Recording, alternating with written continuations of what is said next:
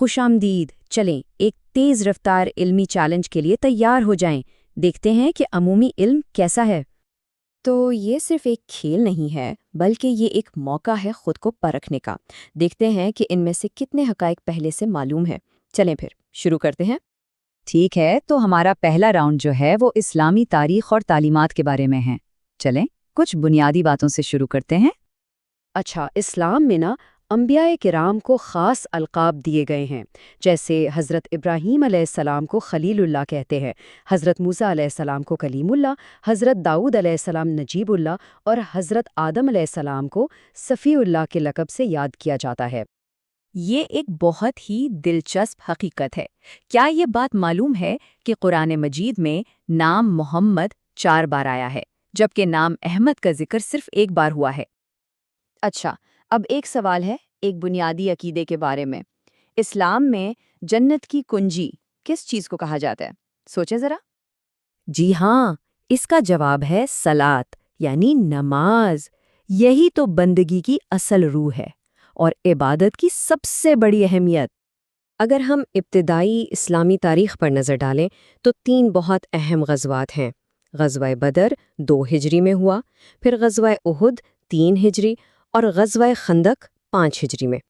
چلیں جی، پہلے راؤنڈ کے بعد اب ہم آتے ہیں اپنے وطن کی طرف. تو راؤنڈ نمبر 2 ہے پاکستان کے بارے میں، اس کی تاریخ، جغرافیہ اور کچھ شہری معلومات پر.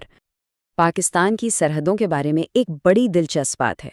جو سب سے چھوٹی سرحد ہے وہ چین کے ساتھ ہے، صرف 599 کلومیٹر، اور اس کے مقابلے میں سب سے لمبی سرحد بھارت کے ساتھ ہے جو 3323 کلومیٹر ہے. کتنا فرق ہے! اچھا، پاکستان کے 2 سب سے بڑے صوبوں کو دیکھیں تو ایک بڑا واضح فرق نظر آتا ہے. رقبے کے حساب سے بلوچستان سب سے بڑا ہے، لیکن جب آبادی کی بات آتی ہے تو پنجاب سب سے آگے ہے. یہ نمبر کیا ہے؟ 280. یہ ہے پاکستان کے 1973 کے آئین میں شامل آرٹیکلز کی کل تعداد. ٹھیک ہے، تاریخ کا ایک اہم سوال آنے والا ہے.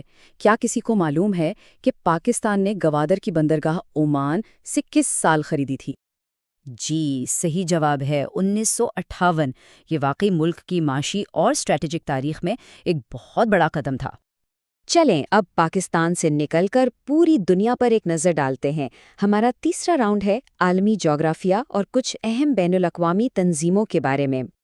چلیں ایک کوئک راؤنڈ ہو جائے دارالحکومتوں کا. ایکواڈور کا کیٹو، کیوبا کا ہوانا، نیوزی لینڈ کا ویلنگٹن اور البانیہ کا تیرانا.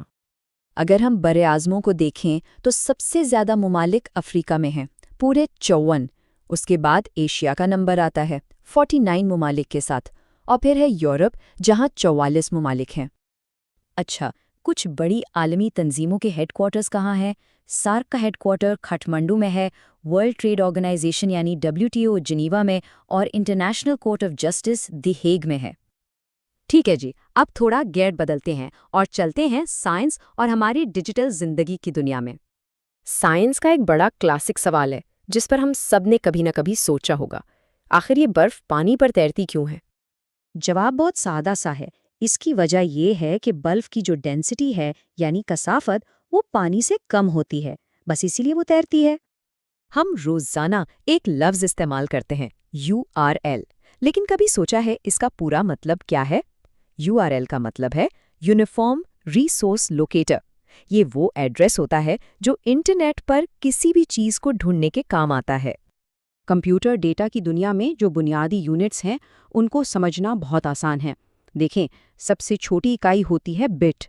جب 8 بٹس ملتے ہیں تو ایک بائٹ بنتا ہے، اور 16 بٹس مل کر ایک ورڈ کہلاتے ہیں. اور لیجئے اب ہم پہنچے ہیں اپنے آخری راؤنڈ میں. اس میں بات ہوگی ثقافت، فن اور کھیل کی. ایک بہت مشہور اردو محاورہ ہے، ہوا کے گھوڑے پر سوار ہونا. کوئی بتائے گا اس کا کیا مطلب ہوتا ہے؟ اس کا مطلب ہوتا ہے بہت زیادہ جلدی میں ہونا. ہے نا ہماری اردو زبان کتنی خوبصورت؟ کھیل کی بات ہو اور ہاکی کا ذکر نہ ہو، پاکستان کی ہاکی میں ایک شاندار تاریخ رہی ہے. ہم نے ہاکی ورلڈ کپ 1 نہیں 2 نہیں بلکہ 4 بار جیتا ہے. 1971 میں، پھر 1978 میں، 1982 میں اور 1994 میں. تو کیسا لگا یہ تیز رفتار معلوماتی سفر؟ ایک بات تو صاف ہے، علم کی کوئی حد نہیں ہوتی۔ آج ہم نے اتنی ساری چیزیں جانی، لیکن اصل سوال تو یہ ہے کہ اس کے بعد اگلی کون سی نئی چیز سیکھنی ہے؟